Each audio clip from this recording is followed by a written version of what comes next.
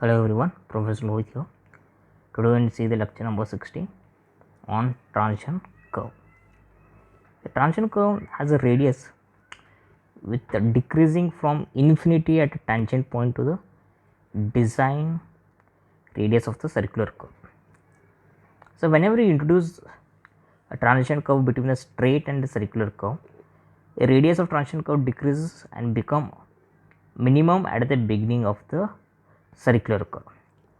So this whatever drawn from the black is a circular curve and the pink is a transition curve and this is a straight line.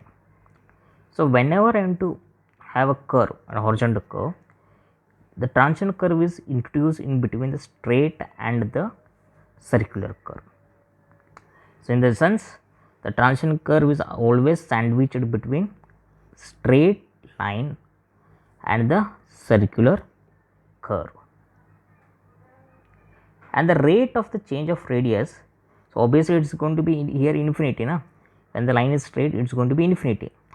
So from this point where the infinity of the radius will be there and start reducing, it arrives at the point of here, it will be as equal to the radius of the circular curve.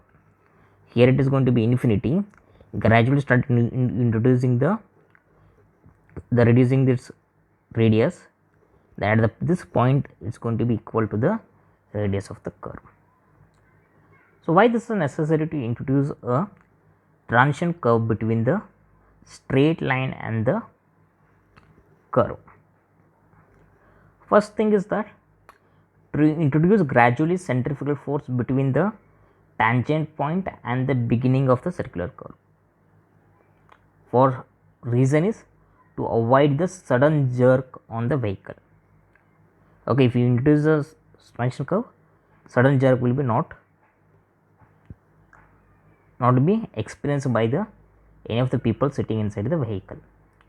Second is to enable the driver turn the steering gradually for his own comfort and safety.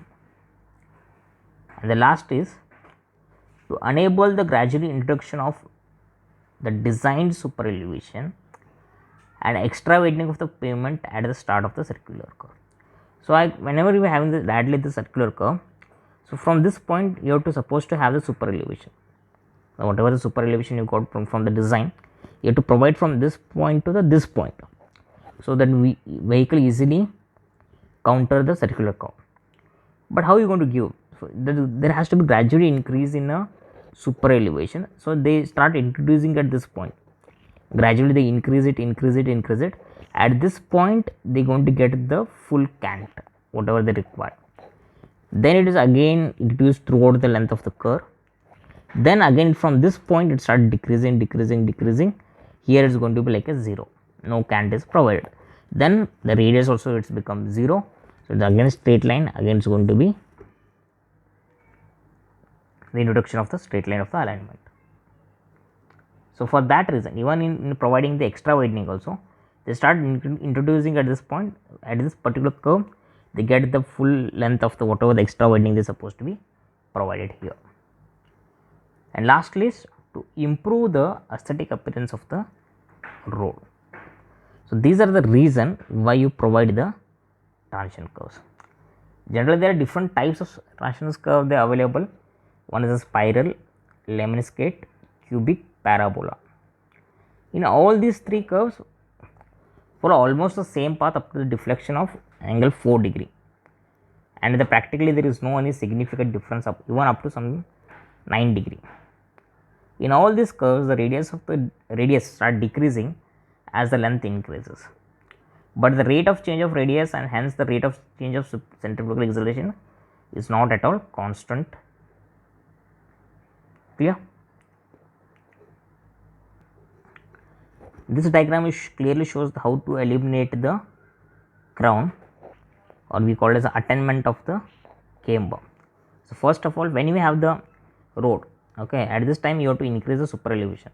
So you have to increase gradually. This is the any of one method you can follow to increase the super elevation at one side.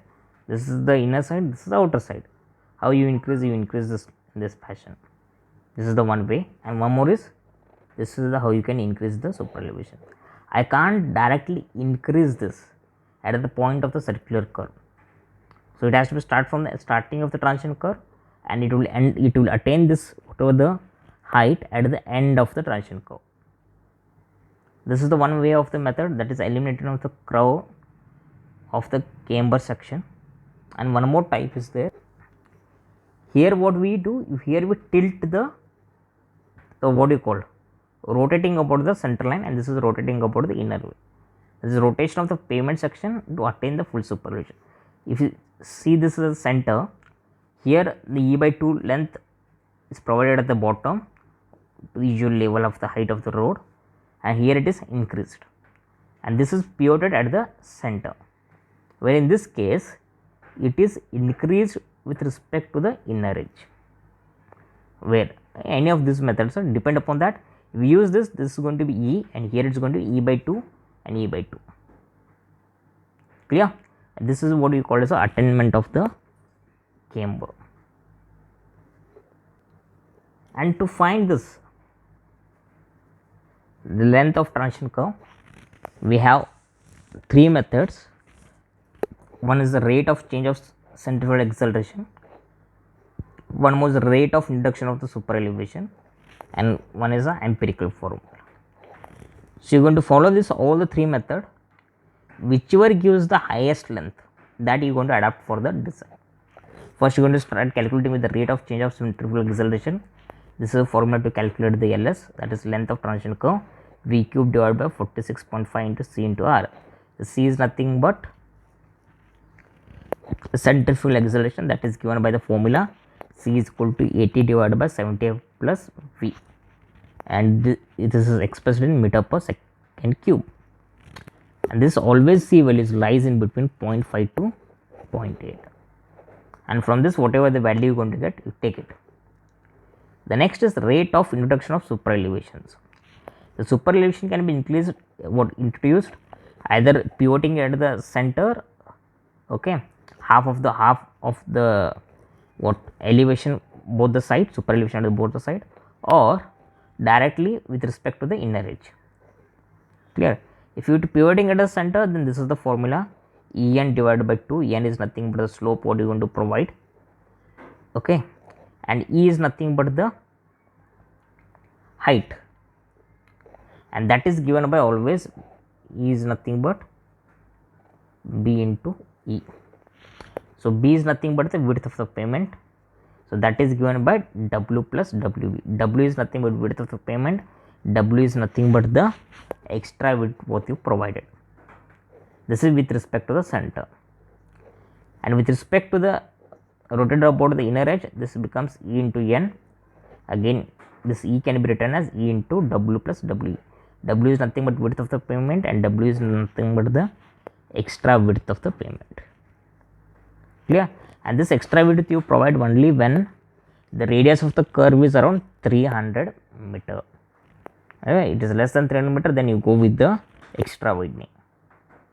Is it clear? And then lastly, the empirical formula. Here you have the two conditions, one for the plain and rolling terrain, and one more having for the mountainous and the steep terrain. Okay, depend upon the terrain condition, you are going to choose the formula. So you are going to calculate from all the three methods. Okay, whichever is the highest, you are going to adopt that as the length of the transition curve. Clear? Okay, I will finish up this class here. In next class we will solve one problem on the transition curve.